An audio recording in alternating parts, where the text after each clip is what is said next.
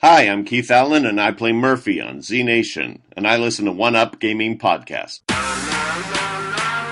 Yeah, this how we do it, y'all. L-G-E, man. Straight out of Diamond Style Production. What up to you, One Up Gaming? They're not really ready for this one. One Up Gaming is behind me.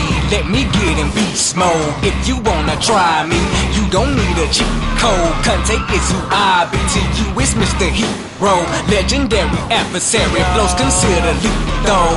I'm a Super Saiyan. I got Dragon Balls, I wouldn't lie. You might think I'm playing when I'm saying I can really fly. When I'm on the track, you feel the energy I'm pushing out. Put me on the map. One Up Gaming's who I'm talking about. I'm the rapping Master Chief, epic to say the least. Contain the hero, better etch that in your memory. And so the One Up Gaming for the show out. Contain the hero is really gonna show out. Show out. Contain. And so the One Up. And so the One Up. Dope bitch you ever heard.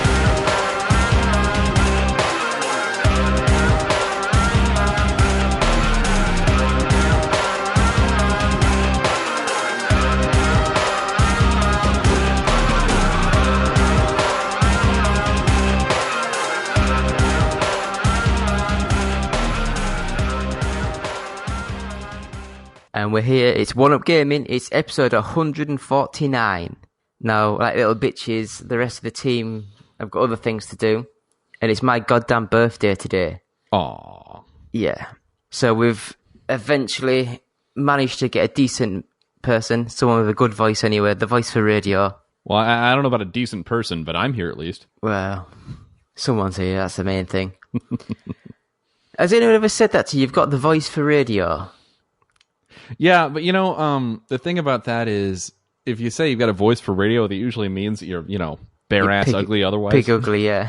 Yeah, it's like... It's a backhanded compliment. It is. Like, you'd be great on the radio, but dear God, stay away from the cameras. Those lenses, they're expensive to replace. Oh. So, I guess we got something to mention before we, get this show on the road. So I'm going to take a second, and I'm going to talk about this and mention this real quick. This week we're sponsored by Audible. So if you'd like to listen to interesting movies and books, and we all do, you can try Audible for a 30-day free trial. And in that, your first book, or whatever you want to listen to, really, is free. And of course, if you don't like audiobooks, you can exchange it for another one for free. So you've really got nothing to lose here. But if you'd visit www.audibletrial.com/OUG, you can get a 30-day trial. Your first book is free, and if you don't like it, exchange it for another one. So you got nothing to lose. And the benefit here is it helps us out here over at OUG Gaming, and you get something to listen to for free. And let me tell you guys, I know perhaps better than anybody what time constraints look like, right? I'm an app developer by trade, and my deadlines are pretty rough. So I don't have the time to read like I used to back when I was living overseas, the life of luxury. But and that being said, I mean, audiobooks are how I primarily consume written media these days. I mean, I just don't have time to enjoy the Warcraft books like I used to, but I can listen, and I listen during my commute, and it really works out really well. So again, try www.audibletrial.com/OUG, get the 30-day trial, get your free audiobook, and enjoy, and you will see. You don't have to listen to me now. Don't take my word for it. Try it for yourself, and you will see just how awesome it is to be able to consume all of this print media through your mobile device. It really is a really neat experience. So, www.audibletrial.com/OUG, make it happen. So anyway, that's out of the way. How you doing, David? So it's only taken 149 episodes before we actually get a real sponsor. Well, hey, everybody's got to start somewhere. I mean, I often wonder how, what life would be like if I were more awesome than I already am. how it would be like if I turn that shit up to 11 out of a possible 5.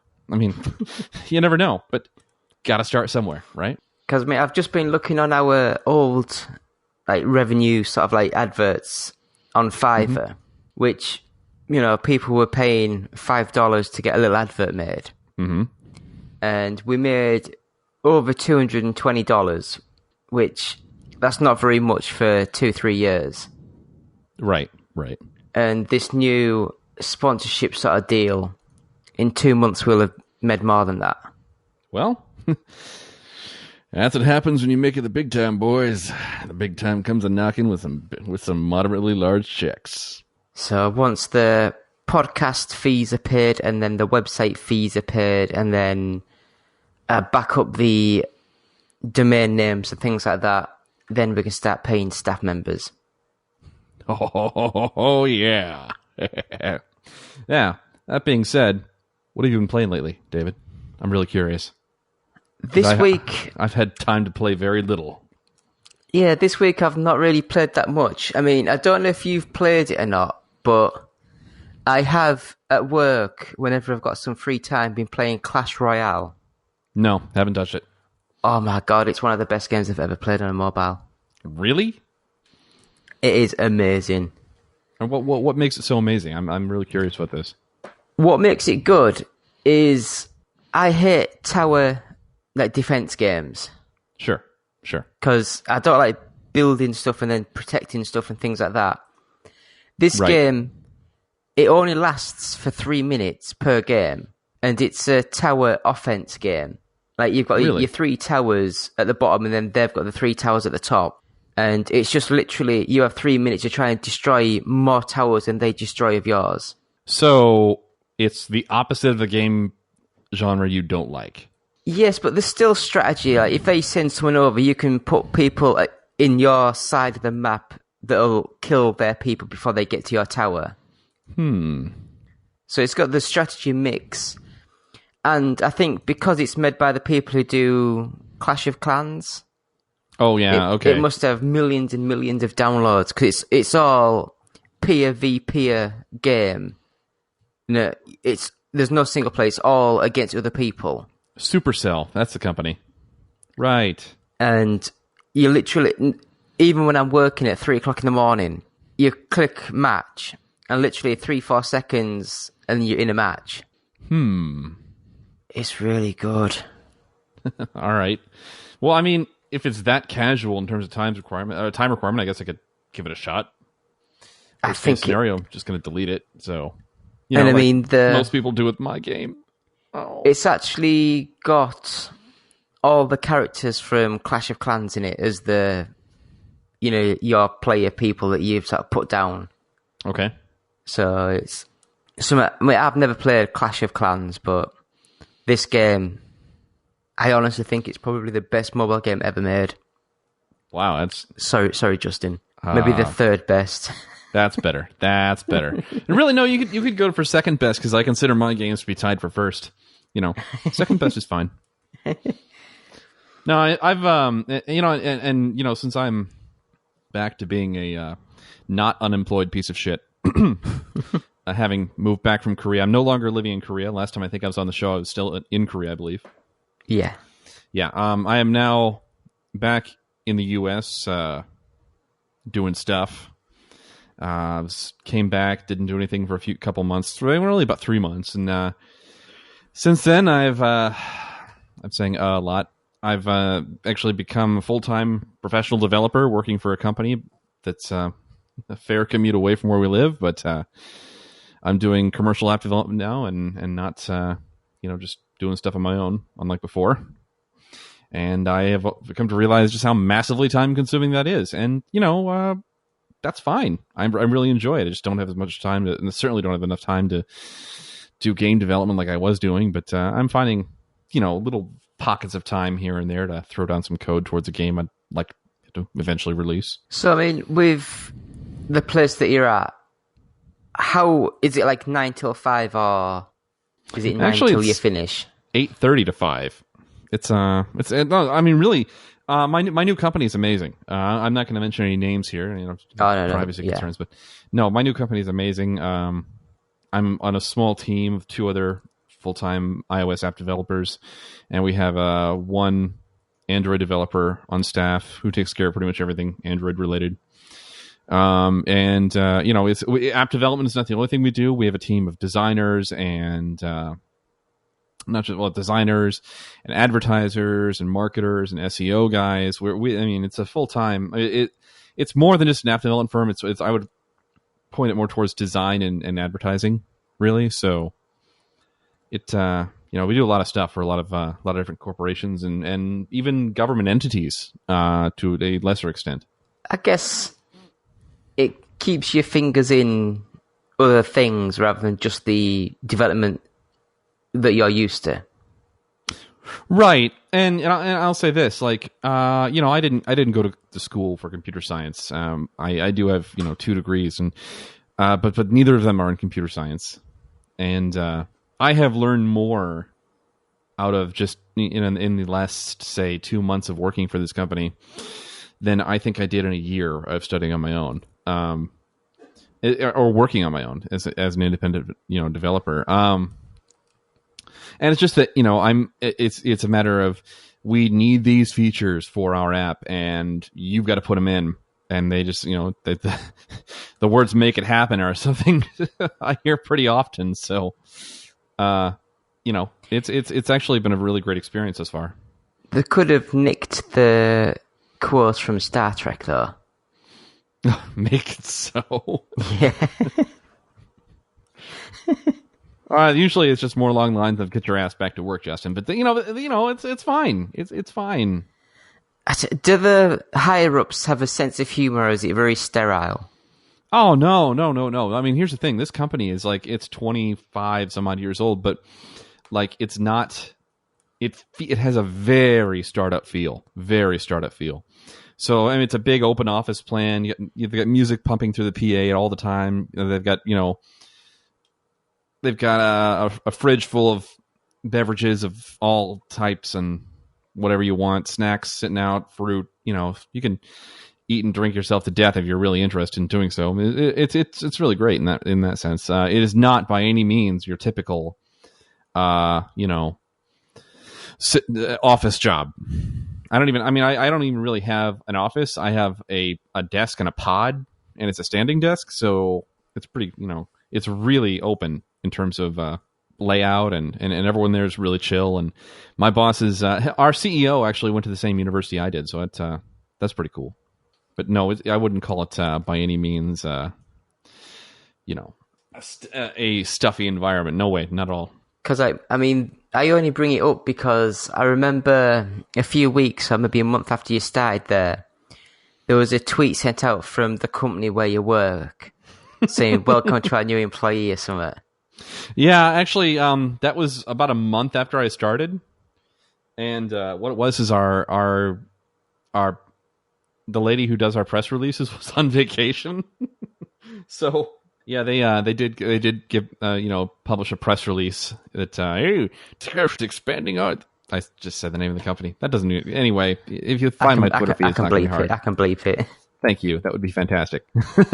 But hey, we're expanding our app development team, and then they gave this thing, and it was really weird. Did you see my reply to it? Something about me being beautiful, right? Yeah. They never retweeted it. They never retweeted it. That's why I thought, maybe they're a bit more professional. No. Our social media manager probably just missed it. It happens. It happens. Let's see here. I think it's even still up on the main page of you. Yeah. we focus more on our Facebook page rather than our Twitter feed. So the fact that it's the number 5 tweet on our particular page is that's a thing. But yeah, if you go to our Twitter feed, they do kind of call them. It's called a global marketing agency, which that's accurate. Yeah, but so I've been doing that. I'm about to push a new commercial app to production on Wednesday, and that's a thing. It'll be my first solo developed, commercial app, other than my own stuff. Is it something that we gamers should be interested in, or is it something that's just going to fly by us? I will say this. If you don't live in the specific area in which that app applies to, it is literally useless. However, if you have small children at home, if you are a gamer with a small child at home, then yes, this app could very well have some relevancy. Relevance. We'll go with relevance. So, there is a game in the app, but it is a spelling word game. So not the kind of game that I think you'd be interested in, David. On the other hand, I don't know. I don't know what you talk about. We English speak well. Yes, I know. IR too talk good American, talk good right speak America. But there is a spelling game. So yeah, there is some if you got, and there are videos that will read to the children, popular children's books here in the States. So if you've got if you've got a young child at home, this would be a little app that they would certainly find some use for. If only because hey, free videos to keep the kids quiet, or something along those lines. So, have you actually had time to play any games, or is it just literally head down? Okay, well, I mean, I'm playing some Hearthstone with my coworkers, and I played more often with I played our Android guy, and he just curb stomped me. It was ugly. It was ugly. I never got into that. Yeah, I know you didn't, and that's really disappointing because it's awesome. And let's see. So, and I still log into Warcraft. I probably need to do that because basically I just do the garrison stuff to make money and buy tokens, keep my account active. Basically, I don't really have a whole lot to do right now, and that's kind of the big problem with that expansion pack is you do run out of things to do if you don't want unless. I've got a question about World of Warcraft. Sure. If I was to set an account up and I'm on the European Warcraft Warnet, or whatever it's called, BattleNet, yeah.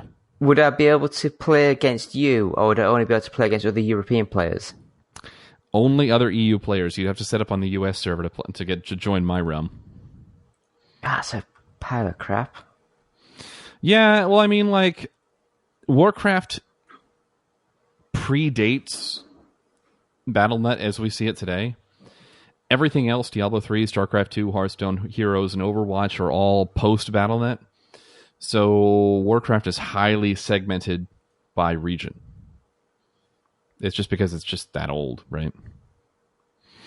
It's unfortunate because, I mean, like, I would love to play like on the Korean servers, for example, or have Koreans play on or vice versa. And it's just not happening.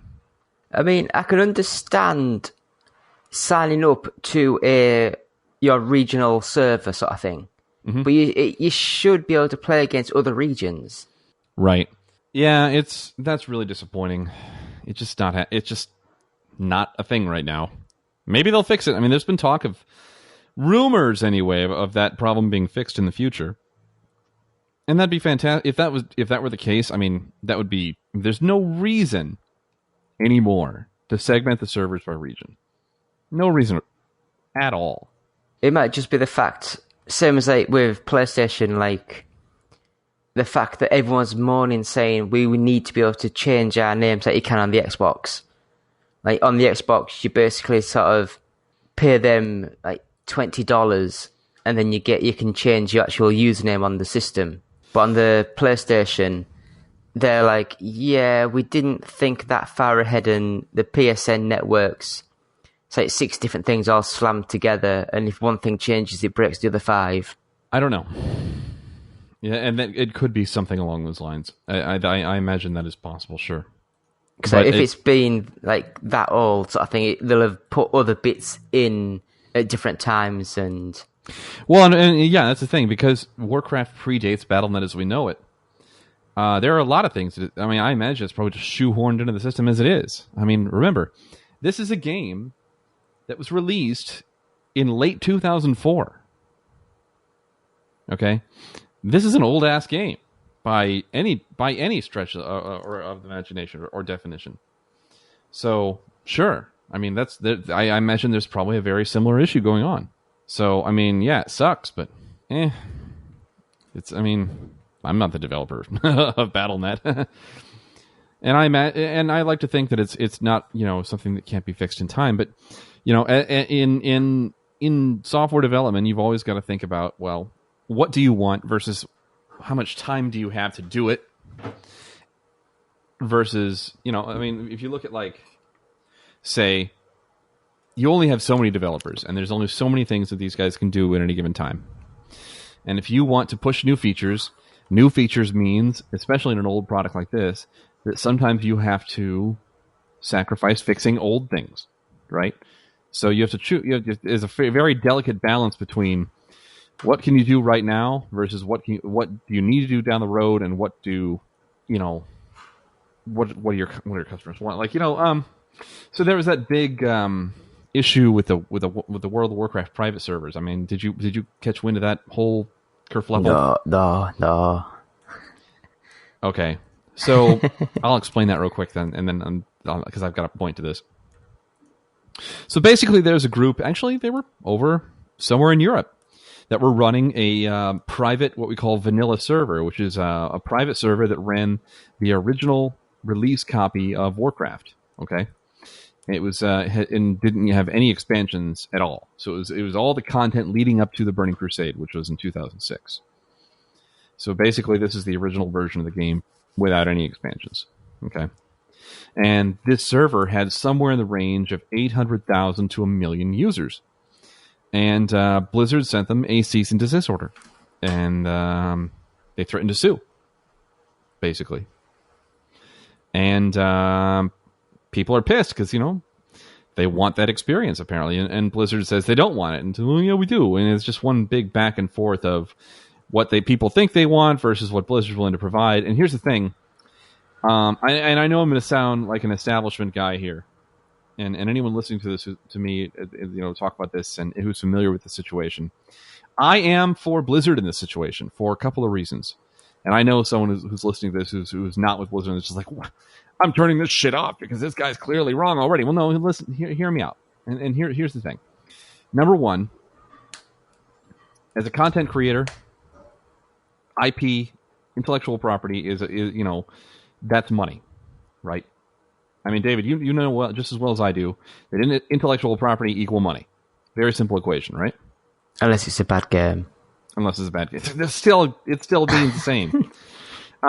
So what these guys were doing is, in order to make the server run, in order for the server to work, they would have to use elements of the Warcraft client. They're using Blizzard's proprietary intellectual property in a way that it was not that the end users were not licensed to use it, or in such a way.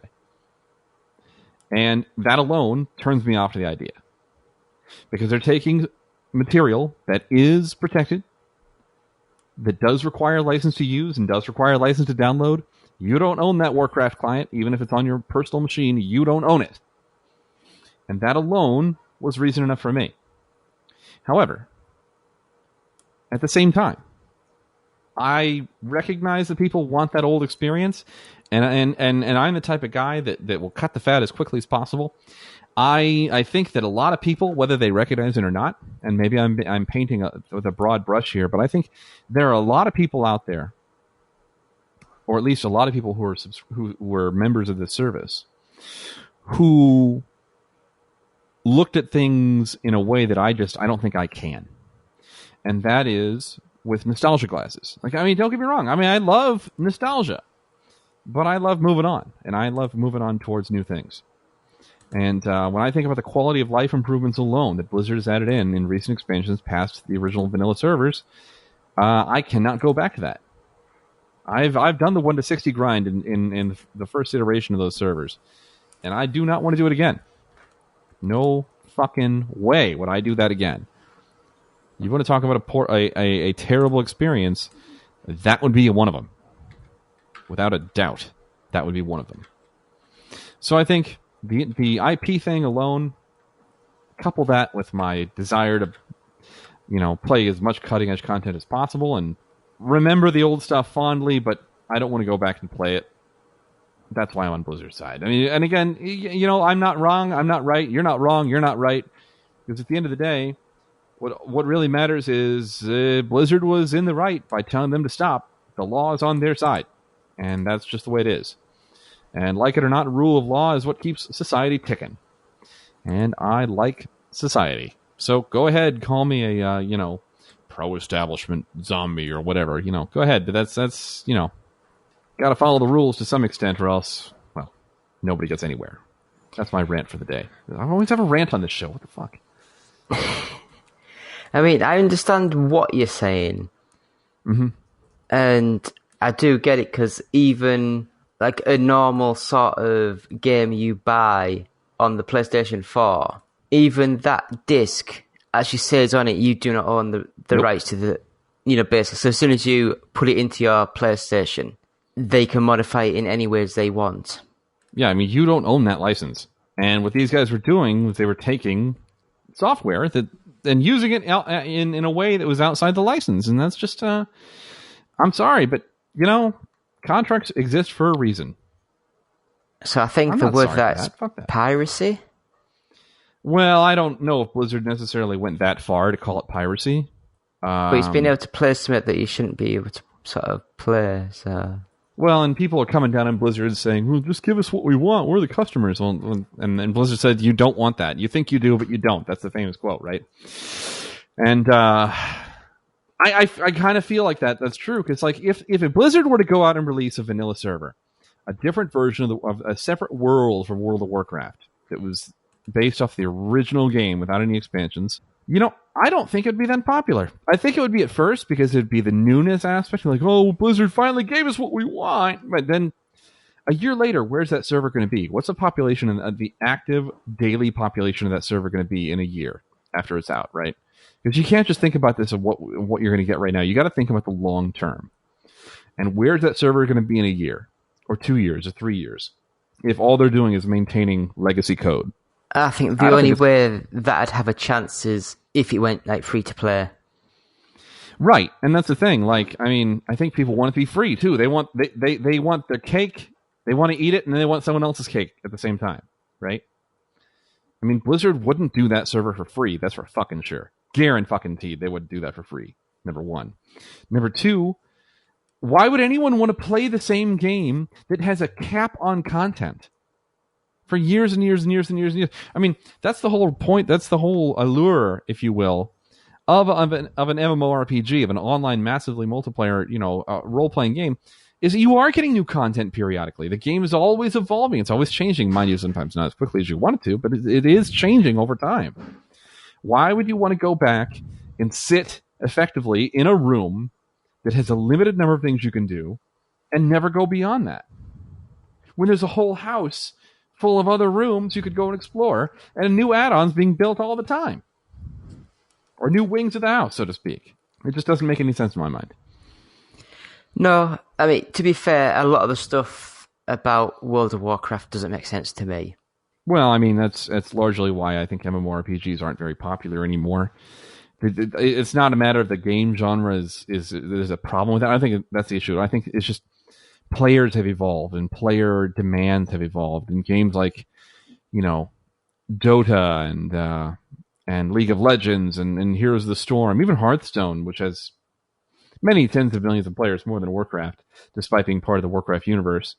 People are, I think they want more than what an MMORPG is able to provide. Does that make any sense? Yeah. I mean, I think to me though, the biggest issue is if it launched as a free-to-play game, and then they wanted to do updates, then I wouldn't mind paying £5 for like an update or something.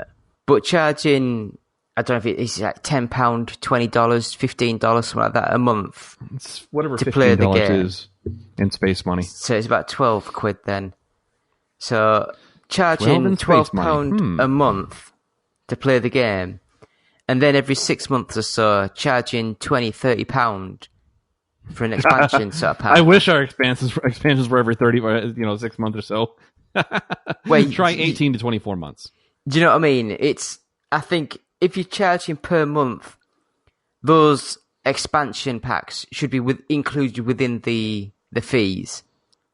Well, to be fair, I mean, I haven't paid for the game in nigh on a year at this point, since I've been buying tokens with gold, because I'm kind of a big deal on my server. I've got a few 100,000 pieces of gold just sitting around collecting dust. So I spent it on game tokens. So there, you can play for free if you play, if that makes any sense. I think, though, now the user base is falling, though, isn't it? Quite.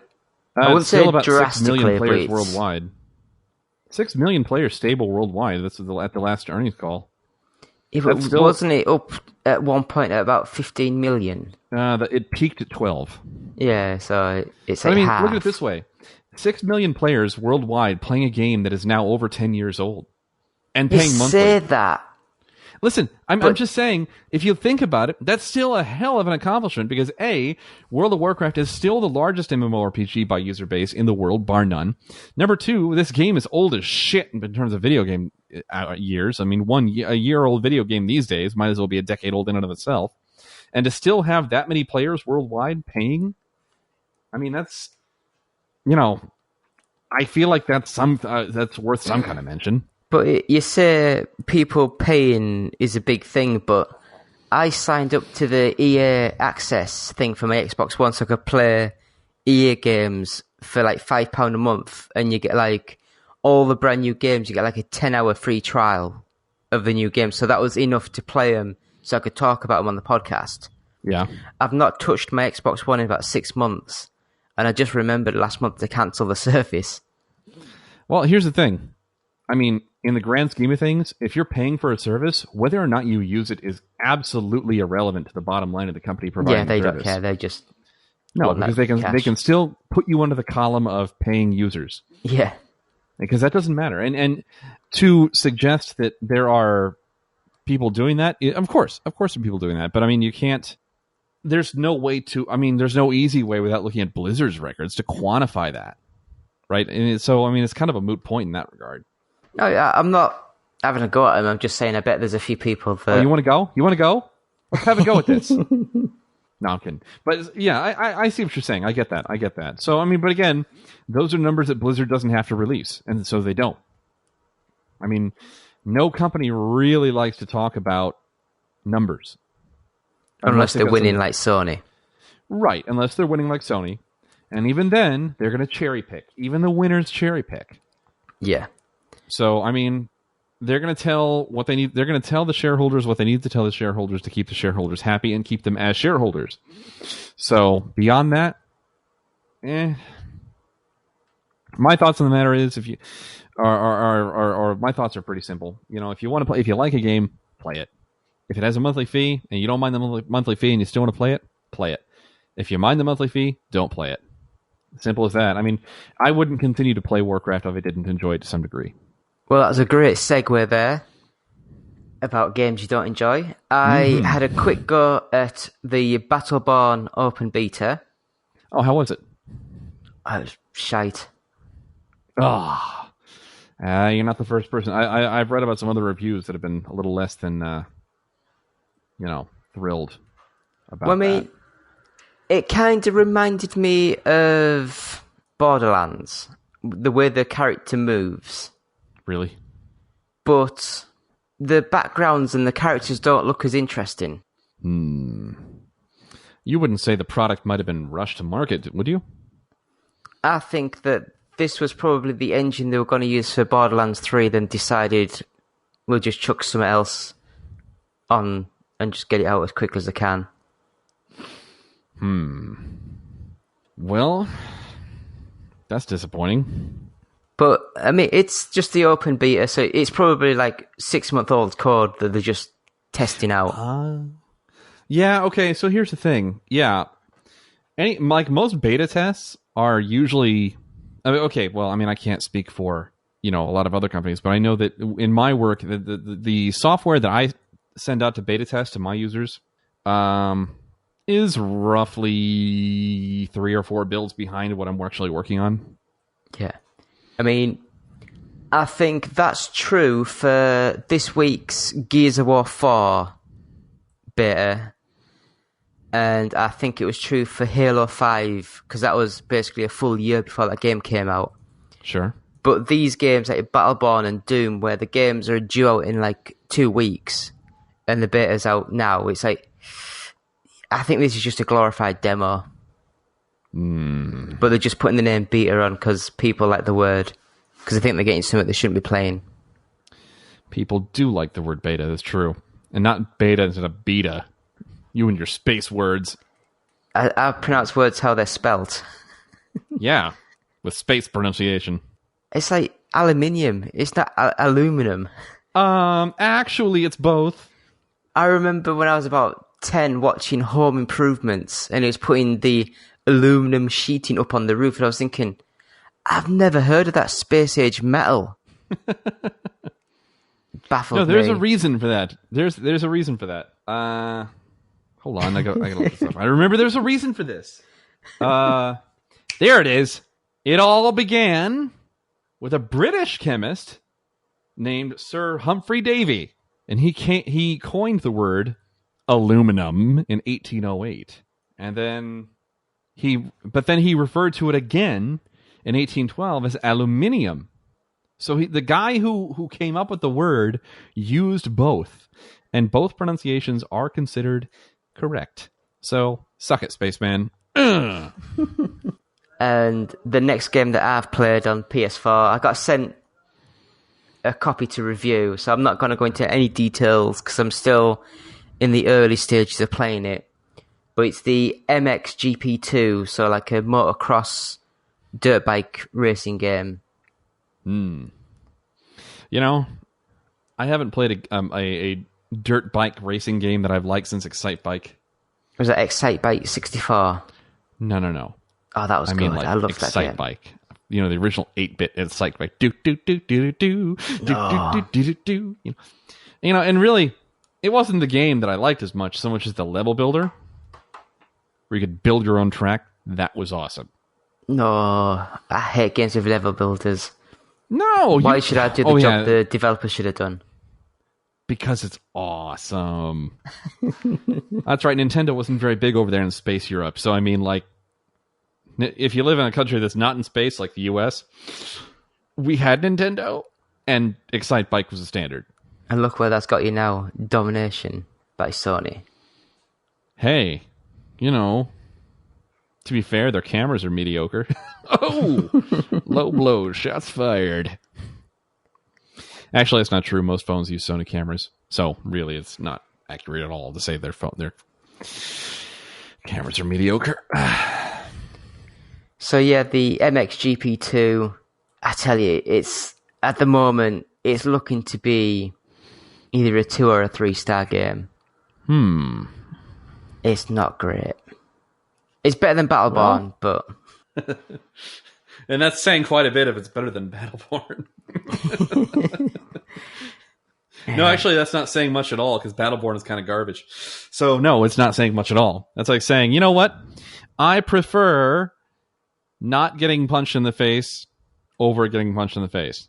I mean, that's a given. don't know, it might straighten out the nose. Oh, well, you know, take care of this. You want to take us outside? I'll have a go. So I think that is all I've been playing. So should we just quickly go into some news? Yeah, let's do it. Now, I've just quickly wrote some things out, and we're just going to talk about it for a few minutes, and then we'll go home, because I'm tired. Fair enough. Fly through space, rescue cats, score big points. Download Per Rocket for free today. Visit www.perrocket.com. And now, it's this week's news with 1UP Gaming.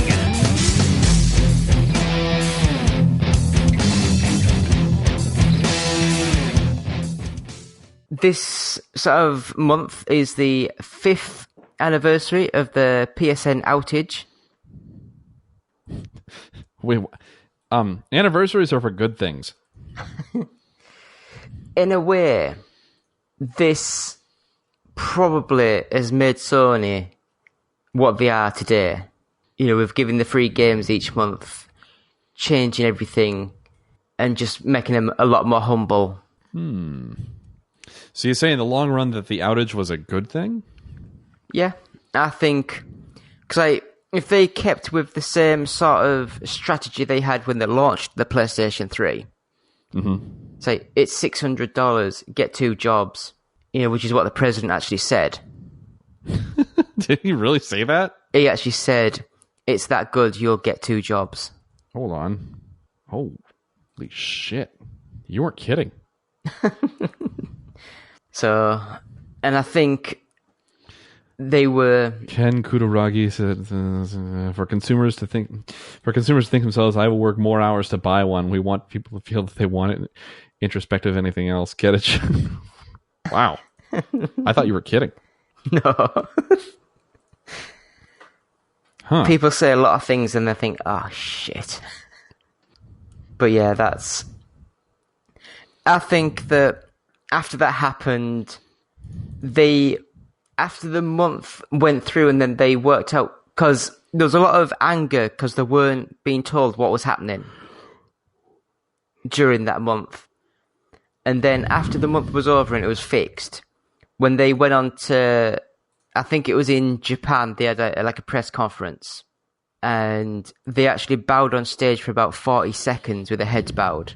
And they said for the heads of the Japanese company to do that signifies, like how sorry they are. Whereas to us Americans say, just tell us what's wrong. Yeah, say apologies are nice, but to be as tight-lipped about it as they were, I mean, do you know what actually happened?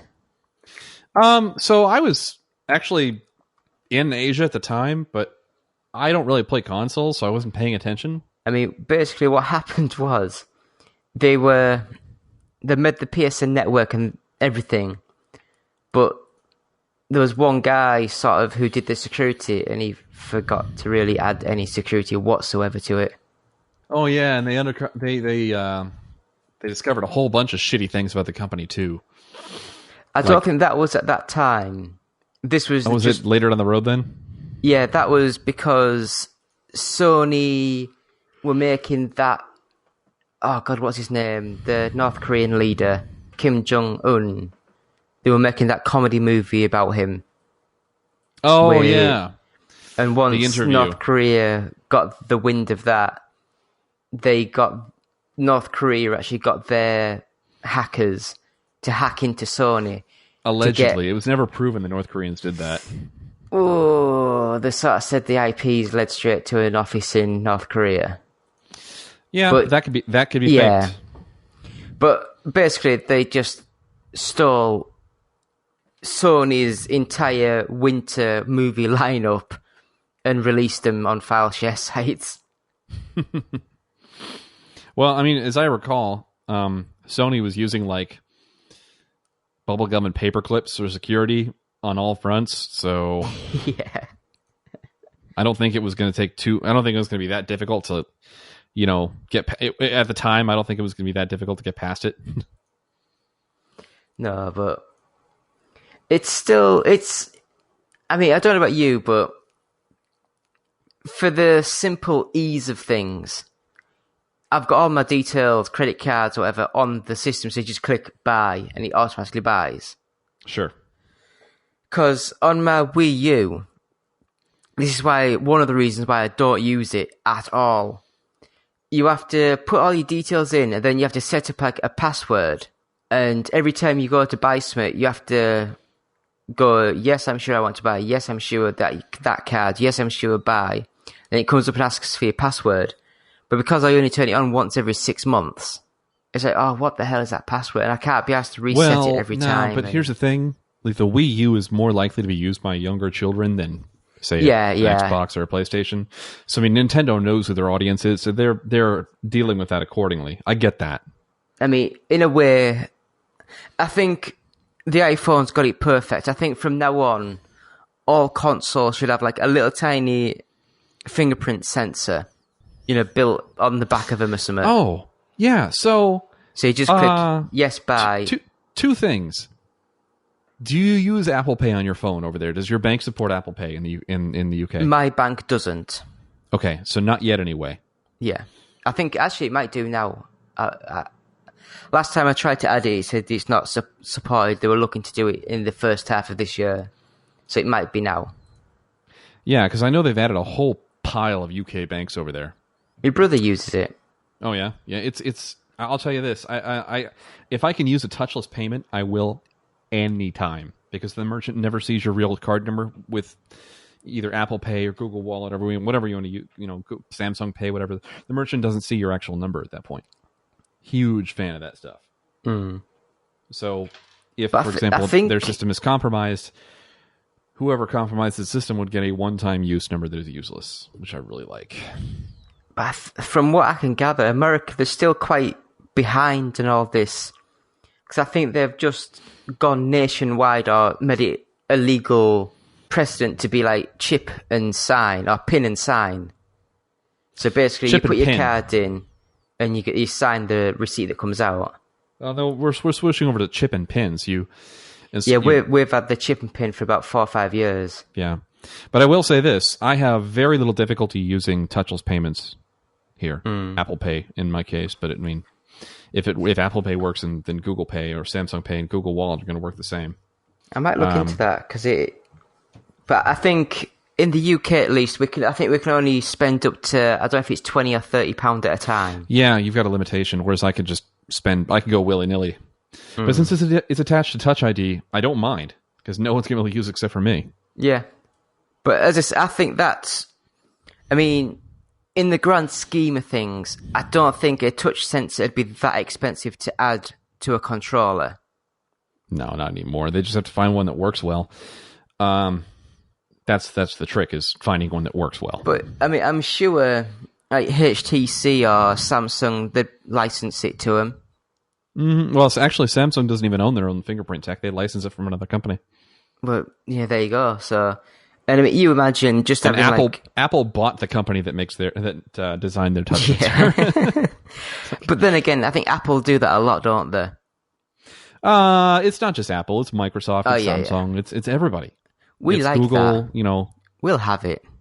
Yeah. Well, if you buy the company that has the tech if you buy a company that has popular tech, that means that you get to decide who licenses it or if they license it at all.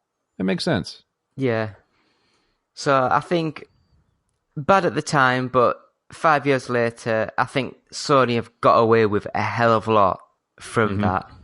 I think they should have been held a lot more accountable for what happened. Oh, I agree.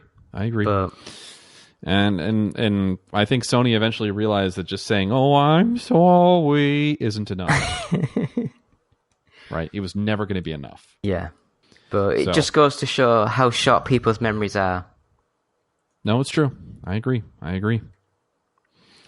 Anyway, what else? Anything else in the news? I've got a couple. One that I'll just mention, but I've been that busy, I've not even watched it. The Titanfall 2 trailer dropped.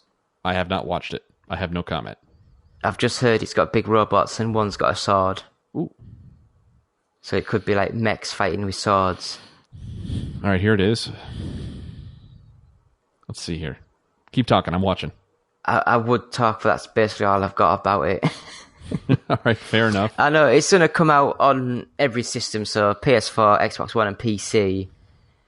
And I tell you, I know when Titanfall came out, they sort of said, "Oh, it was dead on arrival because it didn't come out on all platforms." But I don't believe that. It still came out on 360, which had like 80 million units.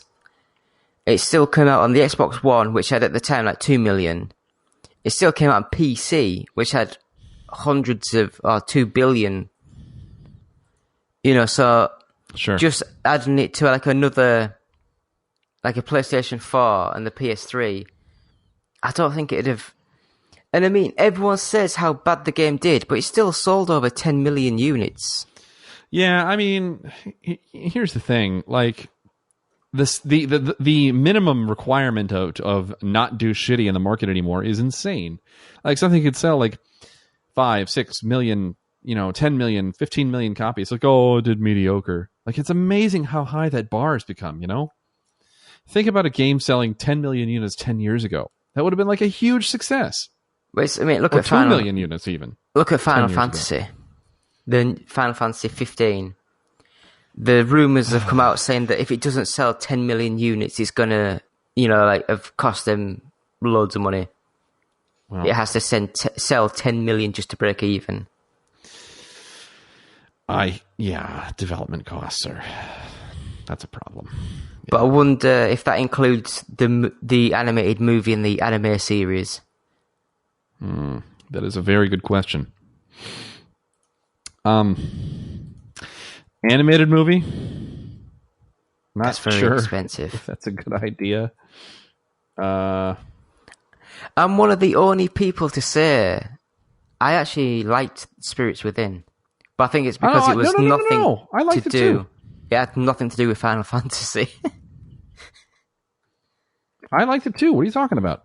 Oh no, the general opinion is that it was a trash. Well, it's because it's hard to, it doesn't. Final Fantasy doesn't have a single cohesive storyline to work off of. They got with it, Yeah, I mean every game's different. Yeah, everything is different, and so that's what we got. We got something that was different. Yeah. So I mean, I thought it was a good, well-made, thought-provoking sci-fi sort of movie. Yeah, absolutely. I think that might have been the problem. It was too much thinking, not enough action.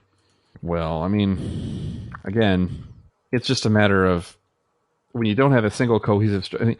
I think people would have probably, maybe appreciated it more if it had some type of cohesive storyline to work with. But I mean, did you ever watch the animated movie, the Final Fantasy VII one, whatever it was called? Advent Children? Of course. Yes. I bought it. Absolutely. I tried watching it, and I managed about 10 minutes, and it was just all loud bangs and lights flashing, and I was like, no, I'm not watching this. Well, but that got loads of great reviews, because it was like, oh, it's Final Fantasy, like, you know it. Right. But I guess because I had no affiliation with any of those characters, it was like, meh. But I guess if you like those characters, you'll enjoy seeing them on the adventure. Right, and that's the thing, like, I get that. I enjoyed it because I enjoyed Final Fantasy VII quite a bit. I mean, I don't know if you saw it or not, but I actually bought the Final Fantasy VII, the PC sort of port, and I put a video of me playing it for about an hour, and I actually quite enjoyed it. Really? Yeah. All right, that's fair. It's a lot better than the new demo that came out for Final Fantasy 15. Well, I actually, to be fair, I stopped playing Final Fantasy games after 9. I mean, I guess I have nothing to say in that regard. I think it was 9 I really liked. 9 was good. It wasn't perfect, but it was actually really good. I mean, for what it was. My biggest gripe with the whole Final Fantasy is everyone, and I mean everyone, goes on about Final Fantasy 7, but 8 and 9 were so much better. I don't know about 8 being better. I think 7 was overhyped beyond belief. 8 was good, but I wouldn't call it better than 7. It was good though. Don't get me wrong. I mean, I'm not going to say it was bad because it wasn't. It was amazing. It just wasn't as good as, say, 7. The only thing I'll say about 7 is the setting is probably the best setting I've seen for that sort of game, like a futuristic sci-fi sort of thing. It helps bring other people in that aren't used to all the little elves and pixies sort of twee design, sort of, the normal role-playing game sort of design. Mm-hmm. So that probably helped, especially in America, when it came across, they saw that and thought, wow. Well, I mean, yeah, because what it was at the time was amazing, but if you look back now, it's just meh. But I mean, but at least they finally brought it to finally brought it to cell phones, for example. God, I'm so happy about that. I have Final Fantasy VII on my phone, and it's amazing. What size memory do you have on your phone? You mean how the size of my? I just use a 16 gig. How the hell can you get anything on that phone? I'm really conservative what I install. I can't even get any updates on my phone to work. It just says you've got no memory. What do you have on your phone? Right, what I've got on my phone, I've got Now TV, Netflix, a TV player, Facebook, Twitter, Skype, Twitch. I have my podcasts. I have a radio player, Spotify, play music with one album. I've got my Xbox One app, YouTube. I've got a Sky Sports football, BBC Sport. I've got the Fiverr app, my Workday app, Etsy. All right. So there's a little trick. What you can do, and this is a weird one.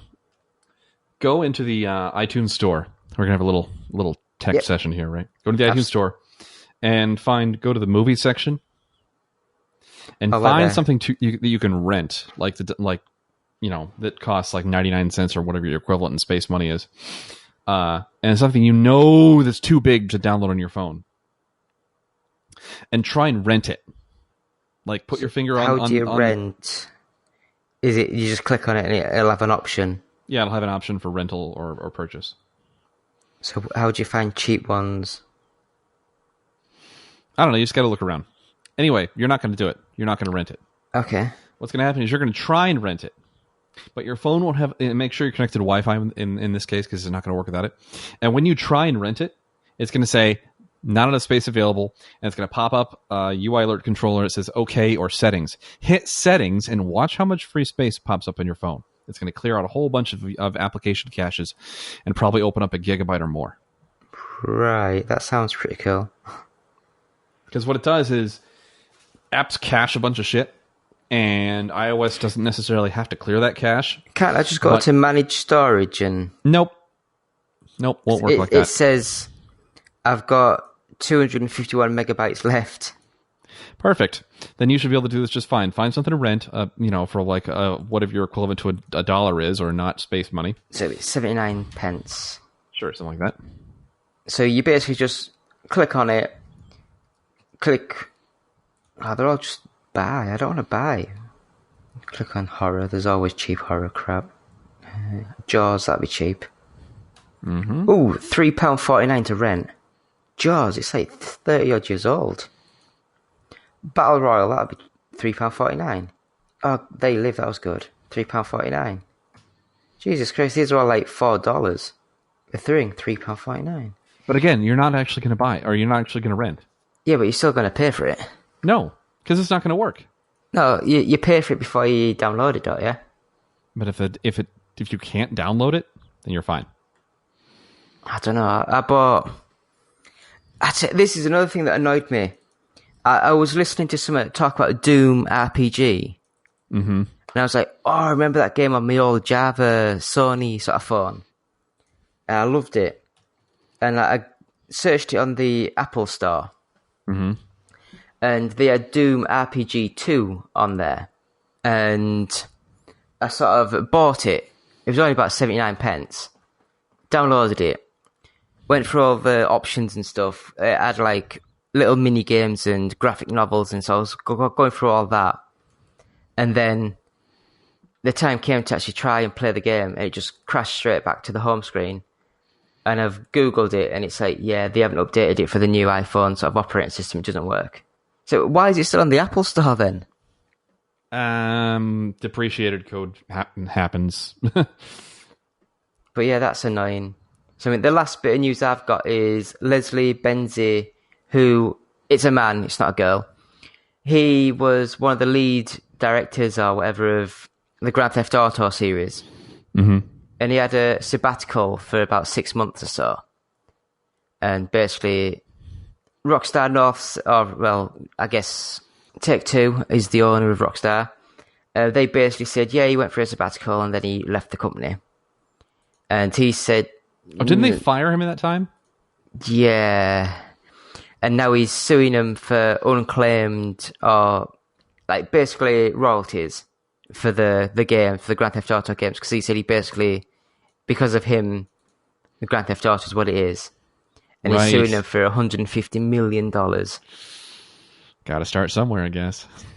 But I think he's aimed high, and I think Take-Two will settle it out of court for maybe about between 50 and 70 million, because that's still a lot of money. But when you think Grand Theft Auto 5 in day one sold $2 billion. Mm-hmm. So they'll just sort of, here's $70 million. Yeah, just have it, shut up. Go away, little man. But yeah, that... Then he'll use that to start his own gaming company, blah, blah, blah, blah. We've heard the story before. Yeah. So that, my friends, has been the One Up Gaming podcast. It's just been about an hour long, so quite a quick one. I would just like to say, please visit our website at oneupgaming.co.uk.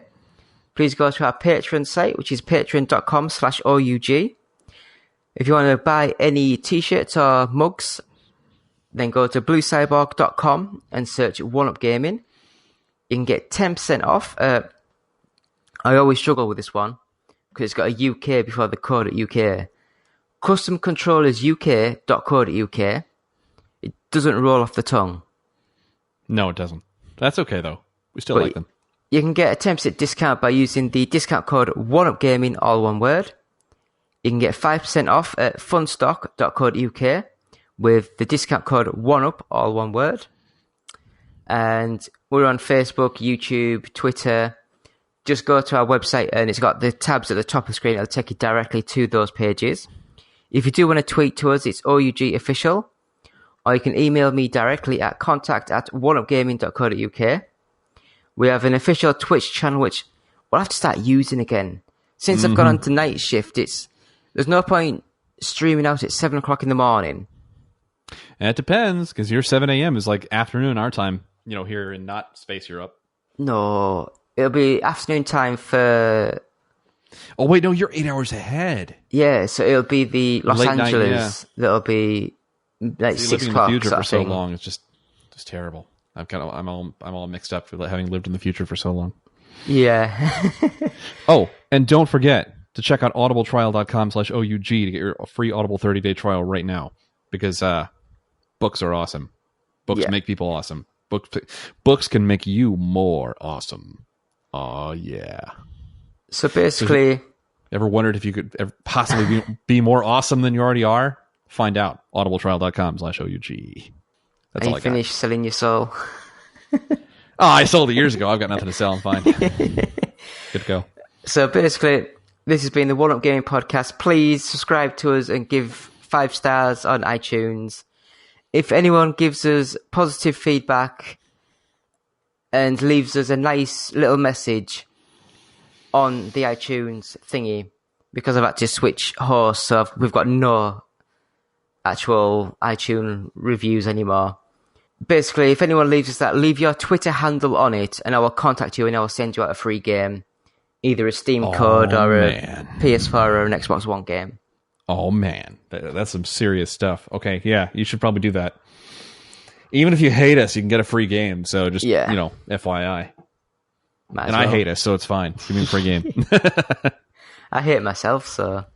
Yeah, I hate you too. It works out both ways. So, thank you, Justin. It's been thanks for having me. Pleasure.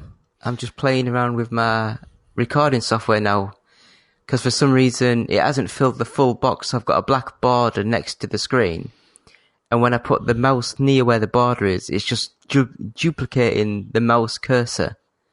So it looks like it's snowing. Oh, how festive. Yeah. All right, so I got to roll. Okay, thank you. Goodbye, everyone. Back next week with our 150th special. Ooh, fancy. Bye-bye. Hey guys, Justin here. I just wanted to say that I've been thinking about you. I've been thinking about you a lot. Yes, you in particular. In that way. And I wanted to say, I think you're great. I've always said that about you. And I was wondering, if you think we're great, if you could give us a quick rating on iTunes, we'd really appreciate it. It would really, really help us out in that, podcasty sort of way. And if you're feeling particularly festive, perhaps even a little saucy, maybe stop by our Patreon page at www.patreon.com/OUG and see if you can't slip a few bucks our way. After all, every little penny or whatever space money they use in Europe helps out the show. Thanks for listening. OUG Gaming will always be free, but with your support, we can always move forward and always be better.